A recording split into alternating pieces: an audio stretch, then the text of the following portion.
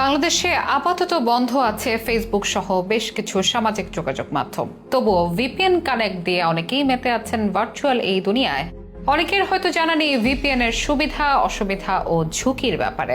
অনেকের মনে প্রশ্ন জাগতে পারে, ভিপিএন এর ব্যবহারে ফেসবুক আইডি বা কতটা নিরাপদ। ভিপিএন ব্যবহারের ক্ষেত্রে কিছু ব্যাপারে তাই জানা জরুরি।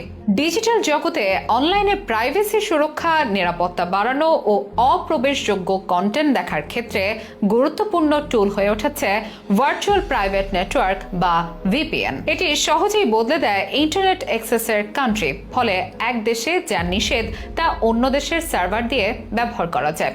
তবে বিভিন্ন সময় চীন সহ বিভিন্ন দেশে ভিপিএন এর সহায়তায় অনলাইন অ্যাক্সেস করার কথা উঠে এসেছে বিভিন্ন সংবাদ মাধ্যমে।